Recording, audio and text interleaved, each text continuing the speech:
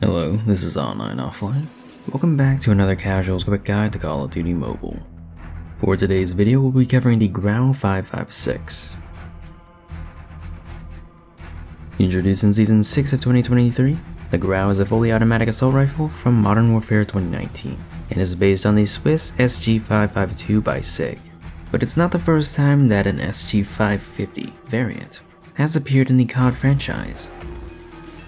SIG was originally a Swiss railway company that branched into firearms. After World War II, they developed the SG 510, a roller-delayed blowback battle rifle similar to the G3 and CZEN rifles, but chambered in a Swiss equivalent 7.5 by 55mm cartridge. Surrounded by NATO member states, SIG also got the idea to develop an assault rifle chambered in a smaller high-velocity intermediate cartridge. So they collaborated with Beretta in the 60s, but things didn't work out. The latter withdrew and used what they learned to design the AR-7090. SIG persisted with their SG 530, a roller-locked gas piston design that proved to be too expensive and complicated. They needed something simpler and robust, like an AK. The SG 540 uses a similar long-stroke gas piston and is also a multi-caliber platform. SIG wanted to go international, but in order to uphold its policy of neutrality, Swiss law limited arms exports. So they teamed up with German arms manufacturer JP Sauer and Son to export pistols to America, and they licensed other companies to manufacture within their respective nations. In France, it was a substitute until the FAMAS was completed. Chile is also phasing them out in favor of the Galil Ace, but not before designing a semi-auto sniper and an SMG variant. The prototype 541 would be the basis for the 550 series, which would be adopted by the Swiss as their Sturmgewehr 90. The 551 was a shortened carbine meant for security and special forces. The Commando was even shorter and attempted to reposition the recoil system, which led to reliability issues. The 553 improved upon the Commando by restoring the recoil system's original place, and can also be chambered in 7.62 Soviet or 300 Blackout. The 500-1 was a semi-auto sniper. And lastly, to break into the American markets, the SIG 5.56 is a localized civilian variant of the 5.51 that resembles an Armalite rifle. As for Call of Duty's Grau, base damage per shot is moderate, killing in 4 shots up close and dropping to 5 and 6 from farther away. The fire rate is moderately fast at 732 rounds per minute and has a base effective range of 35 meters. The bullet speed is solid at 900 meters per second. Within close to mid-range, the time to kill is average. For body multipliers, headshots are 40% extra and the chest and biceps are 10% extra. You technically can achieve a 3-shot kill if you land multiple headshots up close, but I wouldn't count on it. You can extend its 4-shot potential into its second range with a single headshot or multiple to the chest area, but beware, forearms don't count. The barrel attachments are unique compared to its peers. Yes, they do affect your bullet speed and range, but they also change its front sight. Drifter is a short barrel that comes with an integrated foregrip, reducing your recoil while improving your mobility, but it does reduce your range and bullet speed considerably.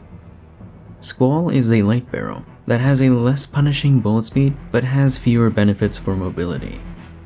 CZEN is a ranger barrel that boosts your range and bullet speed for the cost of ADS speed. Archangel is a long marksman barrel that increases bullet speed, lowers recoil, and provides the most range, but severely reduces mobility. Nexus is a less extreme version of the Archangel barrel that has a marginally faster bullet speed and does not directly hurt your strafing speed.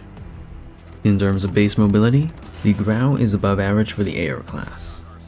It's tied with the Peacekeeper for the 3rd fastest sprinting speed, and 2nd for strafing. When adjusted for the drifter barrel and no stock, it's only outstrafed by a maxed out AS-Val and Maddox, and outsped by the FFAR. The ADS speed is faster than average, and its sprint out time is faster than most SMGs. Its swap times are similar to SMGs. The base mag size is the standard 30 rounds, and can be extended to 50 and 60. Through the recent mid-season balance change, The Grau's reload cancel is now smoother and cuts your reload time in half. Moving on to accuracy, the ADS Bloom is average. Its hipfire spread is slightly better than average, and benefits from its faster fire rate. In my opinion, all the iron sights are good. Recoil is fairly low as it kicks to the upper left, before curving over to the right. So, what are my thoughts on the Grau? The adjustable front sights are a neat feature. A bullet speed of 900 meters per second is fine for most gunfights in multiplayer, which are usually close to mid-range. Usually I don't run barrels that sacrifice bullet speed for mobility, but in the case of the Grau it might be an exception and worth min-maxing. But at that point, it would be better to run a more proper SMG. Other than that, the gun is well-rounded but average in multiplayer.